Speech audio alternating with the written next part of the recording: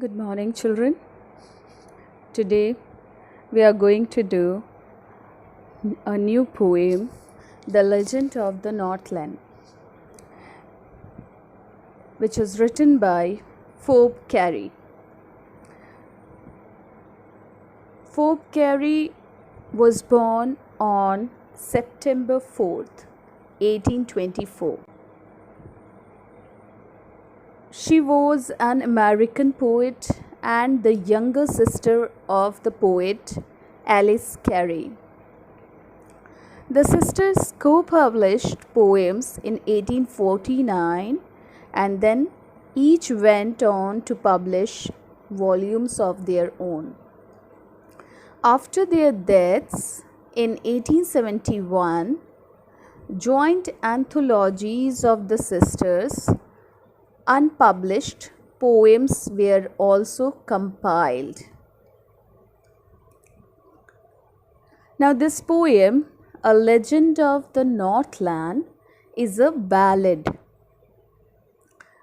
As you know, children, a ballad is a poem narrating a story in short stanzas. Ballad is such kind of poem which tells a story in short stanzas, and in the poem all the stanzas comprise 4 lines. In total there are 16 stanzas in this poem, and these stanzas will tell us a story. Ballads are a part of folk culture or popular culture and are passed orally from one generation to the next. Folk culture actually means is a story of any area and is known as ballad. Folk culture comprises of traditional stories which are passed on from one generation to the next generation. Now, this story is of the Northland area, the area which is near the North Pole. This exact place is not specified, but Northland means the area in the northernmost part of the earth, that is near the North Pole. Legend means a historical story, one which is very old and has been passed on from one generation to generation. Now let's read the first stanza. Away, away in the Northland, where the hours of the day are few, and the nights are so long in winter that they cannot sleep them through. Now, in the region around the North Pole, that is Northland, the duration of the day is very less because its position is such that the sun rays reach for a very less time. When this area is experiencing winter season, the duration of night is very long and the daytimes are very less. In line 4, they refer to the people who live in this region. The poet says that the duration of the night time is so long that the people cannot sleep them through. If they go to bed, take a few hours of sleep, and then they wake up, it is still night time. He wants to emphasize on the fact that the duration of the night is very long. Where they harness the swift reindeer to the sledges when it snows, and the children look like bear's cubs in the funny furry clothes. Now here sledges means it is a kind of vehicle on runners for conveying loads or passengers over snow or ice, often pulled by draught animals. And to harness means to tie the reindeers with a rope to a sledge so that it can be used for transportation. The Northland region experiences severe cold conditions. It is a snowy area. The reindeer is an animal which is found on in the polar region.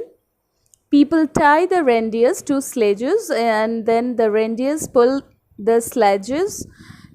He adds that the children look like young. One of a bear because they wear funny looking clothes made of fur, which is like the furry skin of a bear. They tell them a curious story. I don't believe it is true. And yet, you may learn a lesson if I tell the tale to you. Now, curious means strange. In the line 1, they refer to the parents or elders, and them refers to the children or the young generations. The elders of the Northland region tell a strange and interesting story to the younger generation. The poet says that he doesn't think that the story is true, but if he tells the story to the reader, maybe the reader could learn a lesson from it. The story gives an important message.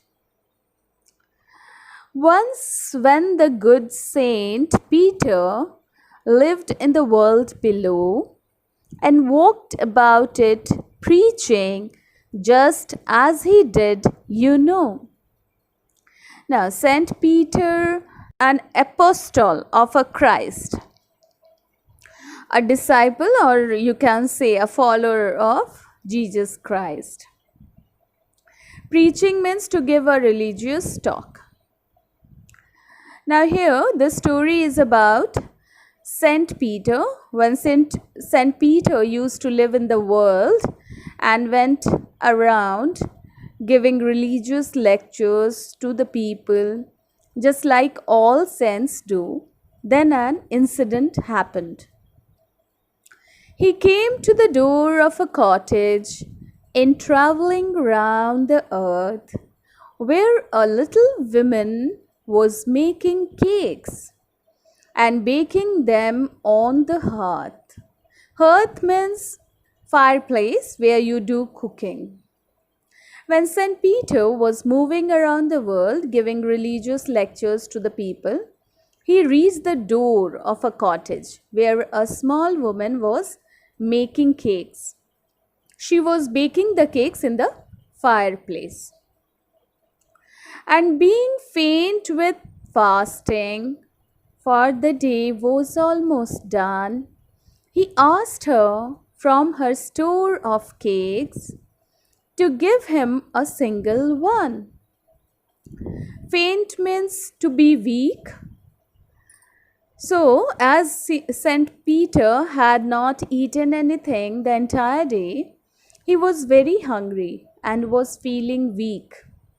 So, he went to this woman who was baking cakes and he asked for one cake out of the many cakes that she had baked. So she made a very little cake, but as it is baking lay, she looked at it and thought it seemed too large to give away. The woman was selfish. She did not give cake from her store. Instead, she started making a very small cake for St. Peter. She did not want to share her things, but when she put the cake for baking, she looked at it and thought that this cake was too big to be given to someone. Therefore, she needed another and still a smaller one. But it looked, when she turned it over, as large as the first had done. Kneaded here means to make dough from flour. Now, the little miser woman thought that the cake was too big to be given away. So she started making another smaller cake. When she looked at that cake, she again felt that it was as big as the previous one. Again, she was not ready to give this smaller cake to St. Peter. Then she took a tiny scrap of dough and rolled it flat and baked it thin as a wafer, but she couldn't part with that. Scrap means small amount.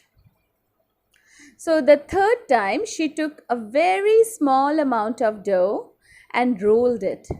The poet says that she rolled and rolled to lay emphasis on the fact that she rolled the dough and made it very thin like wafer and baked it. Wafer, you know how thin it is? But she was so greedy that she couldn't give that thin piece of bread to the saint. For she said, "My cakes that seem too small, when I eat of them myself, are yet too large to give away." So she put them on the shelf. The woman reasoned that when she ate the cakes, she felt that they were very small, but if she had to give them to someone, she felt that they were too big to be given away. She put all the cakes on the shelf of her kitchen and she did not give any cake to St. Peter. Then good St. Peter grew angry, for he was hungry and faint, and surely such a woman was enough to provoke a saint. Provoke means cause to get angry. Now Saint Peter became angry. He was very hungry. He was feeling very weak, and the selfish woman was not ready to give him even a small cake. This behavior of the greedy woman angered the saint. And he said, "You are far too selfish to dwell in a human form, to have both food and shelter and fire to keep you warm." Dwell. Dwell means to live. Saint Peter cursed the woman and said that she was very selfish. She did not deserve to live like a human being. He added that God had given her food, shelter, fire to keep warm, but she had become selfish for all the resources she had. She did not want to share them with anybody. "Now you shall build as the birds do, and shall get your scanty food by boring and boring and boring all day in the hard dry wood." Scanty here means very little, and boring means making a hole in something with a tool or by digging. Now, St. Peter cursed the woman that hence she would become a bird because she did not deserve the human form. She shall become a bird, and just like birds build their nests, build their houses by boring into the wood and collect very little food by working hard the entire day. Similarly, she would also work hard in the dry wood all day and get little food and make a small place for herself to live in. Then up she went through the chimney, never speaking a word, and out of the top flew a woodpecker, for she was changed to a bird. Now, as soon as St. Peter cursed the woman, she did not get a chance to speak for herself, because that very moment she flew up to the roof, through the chimney, and flew out in the form of a bird. St. Peter's curse had converted the woman into a bird. She had a scarlet cap on her head, and that was left the same. But all the rest of her clothes were burnt, black as a coal in the flame. Scarlet here means brilliant red color. When the woman turned into a bird, at that time she was wearing a red colored cap on the head. This cap was there on the bird's head also. But the women's remaining clothes had burned and turned black in color, just like coal. And every country schoolboy has seen her in the wood, where she lives in the trees till this very day, boring and boring for food. Country here means belonging to the countryside, that is rural areas. Now, people who live in the countryside, even the small children who go to school, seen this kind of bird in the woods. They see that she stays there all day and keeps on digging the wood with her beak to collect her food. Whenever any child sees this kind of bird, then his elders tell him this story. They say that the bird used to be a woman earlier. She was very greedy, and so she was cursed by St. Peter and turned into a bird. They get a teaching that they should not be greedy. Now let's see the literary devices in this poem. As you know, children, the rhyme scheme is ABCB. Now here in this poem, alliteration is also present. As you know, alliteration is the repetition of a consonant sound in two or more close words. You can see in stanza 1, that, they, them, through, the sound is repeating. In stanza 2 also, they, the, so th sound is repeating here. Look, like, L sound is repeating. Funny, funny, F sound is repeating. Now in stanza 3, they, them, the sound is repeating. Yet, you, here Y sound is repeating. Learn, lesson, L sound is repeating. Tell, tail, to, T sound is repeating here.